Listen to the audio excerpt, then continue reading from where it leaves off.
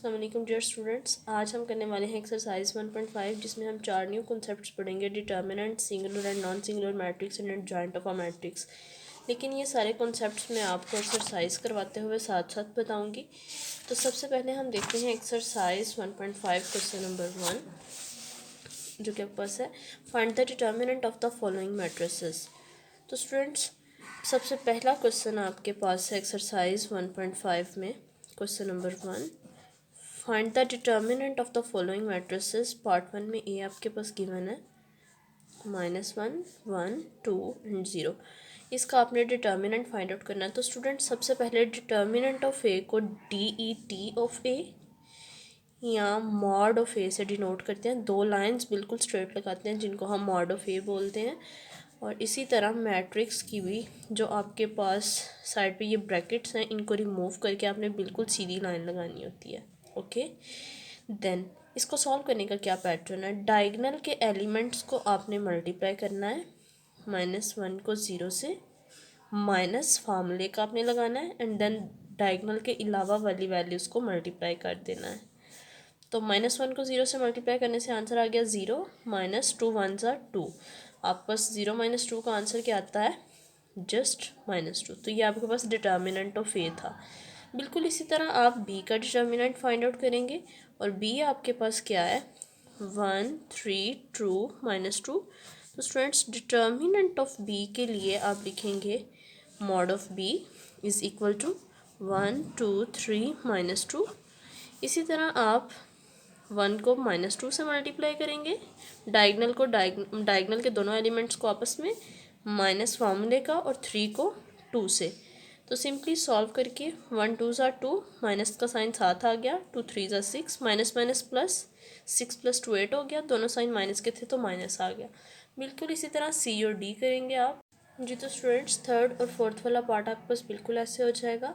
अब आपके पास नेक्स्ट क्वेश्चन है एक्सरसाइज 1.5 का जो कि आपके पास है। Find which of the following matrices are singular और नॉन सिंगुलर। आपने देखना है कि कौन से मैट्रिसेस सिंगुलर हैं और कौन से नहीं हैं। तो उसके लिए आपके पास बेसिक डेफिनेशन है singular and non singular matrices की।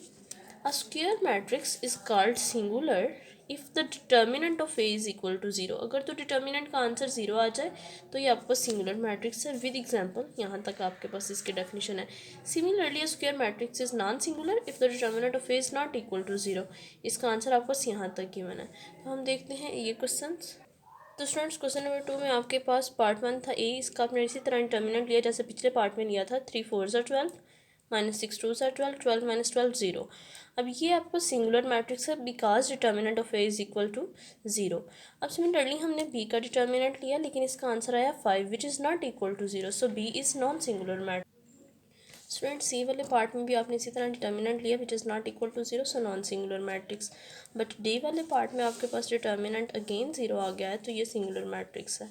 यहाँ पे आपके पास माइनस माइनस प्लस हो गया था, दैट्स वाई आपने इसको प्लस कर दिया। एंड सिमिलरली यहाँ पे minus minus plus, plus minus minus हो जाएगा आपके पास। तो नेक्स्ट क्वेश्चन है आपके पास find the multiplicative inverse of each. तो मल्टीप्लिकेटिव इनवर्स स्टूडेंट्स आपके पास ये होता है कि आपको जो भी मैट्रिक्स गिवन है उसका आपने एडजॉइंट और डिटर्मिनेंट लेना होता है, देन उन दोनों को आपने डिवाइड करना होता है। ठीक है, एडजॉइंट ऊपर और डिटर्मिनेंट नीचे। तो देखना ये है कि सबसे पहले तो मैं स्टेटमेंट लिख लेती हूँ। देखना ये है कि आपके पास एडजॉइंट क्या होता है। डिटर्मिनेंट लेना आप लोगों को आ चुका हुआ है लेकिन उसने लिखा हुआ है इफ़ एग्जिस्ट। इफ़ एग्जिस्ट का मतलब है कि अगर डिटर्मिनेंट का आंसर 0 आ जाए तो हम कह देते हैं मल्टीप्लिकेटिव इन्वर्स एग्जिस्ट नहीं करता, क्योंकि इन्वर्स का फॉर्मूला आपके पास होता है adjoint of A divided by determinant of A. तो अगर कोई भी वैल्यू 5 है लाइक वो 0 से डिवाइड हो जाएगी तो वो तो इन्फिनिटी आंसर दे देता है, आपका कैलकुलेटर इसको सोल्यूशन ही नहीं देता। तो दैट्स वाई जिसका डिटर्मिनेंट का आंसर 0 आ जाए उसका मल्टीप्लिकेटिव इन्वर्स एग्जिस्ट नहीं करता। तो सबसे पहले हम इसका डिटर्मिनेंट ले लेते हैं, देन हम इसका एडजॉइंट फाइंड आउट करेंगे। तो determinant of A is equal to, determinant of A आप लोग देख लें -6 है, नॉट इक्वल टू 0। तो हम ले रहे हैं एडजॉइंट। क्यों ले रहे हैं एडजॉइंट, क्योंकि इसका मल्टीप्लिकेटिव इन्वर्स एग्जिस्ट करता है। तो स्टूडेंट्स एडजॉइंट क्या है, एडजॉइंट में आपने डायगनल के एलिमेंट्स को मूव करवाना है, 0 ऊपर -1 नीचे। एंड ये वाले दोनों वैल्यूज़ के साइन चेंज कर देते हैं। 2 माइनस का 2 हो जाएगा, 3 माइनस का 3 हो जाएगा। This is adjoint. डायगनल के एलिमेंट्स की पोजीशन चेंज, 0 ऊपर -1 नीचे, और दूसरे दोनों एलिमेंट्स के साइंस चेंज। लेकिन इसमें ये चूँकि एडजॉइंट है तो आपने ब्रैकेट का साइन ही लगाना है, डिटर्मिनेंट का साइन नहीं लगाना। समझ आ गई आप सबको? ओके, तो हमारे पास नेक्स्ट है ए इनवर्स, जो हमने बेसिकली फाइंड आउट करना था। तो ए इनवर्स है adjoint of A divided by determinant of A. तो एडजॉइंट की वैल्यू आपने लिख ली 0, -2, -3, -1 डिवाइडेड बाय -6। अब आप क्या करेंगे, हर एलिमेंट के साथ -6 को डिवाइड कर दें। 0 by -6, -3 by -6, -2 by -6 and -1 by -6। Minus की सब में कटिंग हो जाएगी आपके पास। 2 3 ज़ा 6, 2 1 ज़ा 2, 3 1 ज़ा 3, 3 2 ज़ा 6। यहाँ से 0 6 से डिवाइड होगा, आंसर आपके पास क्या देगा, 0 ही। यहाँ पे 1 बाय 2, यहाँ पे 1 बाय 3 एंड यहाँ पे 1 बाय 6। तो ये आपके पास आंसर है इसका। बिल्कुल इसी तरह आप इसके बाकी सब पार्ट्स का भी मल्टीप्लिकेटिव इनवर्स फाइंड आउट करेंगे। स्टूडेंट्स सेकंड पार्ट में आपने इसी तरह डिटर्मिनेंट ले लिया, यहाँ मैंने ब्रैकेट लगा दिया। लगाने से या ना लगाने से कोई फ़र्क नहीं पड़ता, क्योंकि मैंने आपको पहले बताया हुआ था कि डबल साइन आइन तब हम ब्रैकेट लगाते हैं, तो इसलिए थोड़ा सा एक्सप्लेन कर दिया।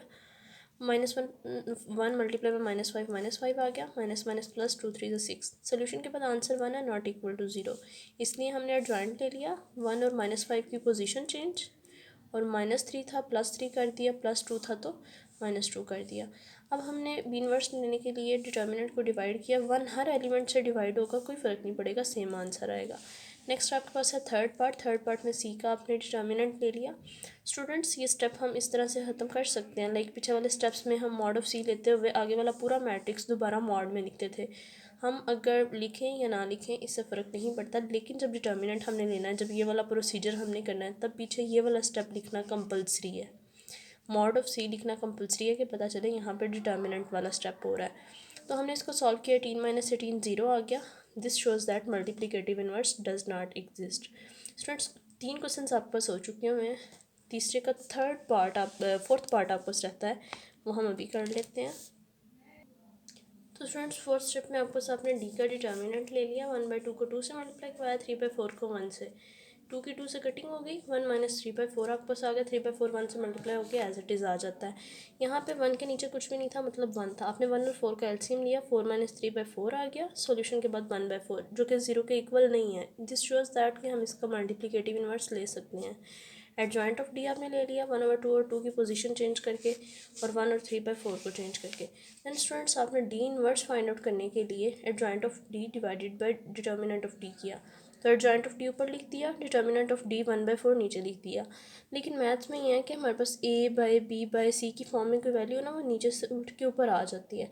लाइक आपके पास कोई एक्सप्रेशन है, A by B divided by C by D, तो आप ये किया करते थे कि डिवाइड को मल्टीप्लाई में चेंज करके डी ऊपर और सी नीचे आ जाता था। बिल्कुल वैसे ये 1/4 ऊपर जाके 4/1 बन जाएगा, तो आपके पास जस्ट 4 आ गया। 4 को आपने 2 से भी मल्टीप्लाई कर दिया, 8। 4 को 1 से मल्टीप्लाई किया, 4। अब 4 को 3/4 से और 4 को 1/2 से भी मल्टीप्लाई कर दिया। 4 की 4 से कटिंग हो जाएगी, 2 2 ज़ा 4। तो यहाँ से आपके पास आंसर क्या आ जाएगा इसका स्टूडेंट्स, ये आपके पास इसका फाइनल आंसर आ जाएगा। नेक्स्ट आपके पास है question number 4। Students question number 4 में आपके पास ए और बी की वैल्यूज़ गिवन है, आपको कुछ प्रूव करना है। तो पहला पार्ट है हमारे पास A into adjoint of A. Adjoint of A into A is equal to determinant of A into I. तो सबसे पहले हमने adjoint of A find out कर लिया। 6 और 1 की पोजीशन चेंज, 4 और 2 के signs change. Then A into adjoint of A के लिए पहले ए की वैल्यू लिख दी, देन एडजॉइंट ऑफ ए की वैल्यू। अगेन उसी पैटर्न पे, जिस पैटर्न पे हम पिछले चैप्टर पिछले एक्सरसाइजेस से मल्टीप्लाई करते आ रहे हैं, मल्टीप्लाई किया, वी गॉट दिस आंसर। अब सिमिलरली हमें ये करना है कि एडजॉइंट ऑफ ए इस साइड पे हमने लिख लिया, दूसरी साइड पे हमने ए लिख दिया। अब इसी तरह इसी पैटर्न पे एडजॉइंट ऑफ ए को इस साइड पे लिखेंगे, ए को इस साइड पे, देन मल्टीप्लाई करेंगे।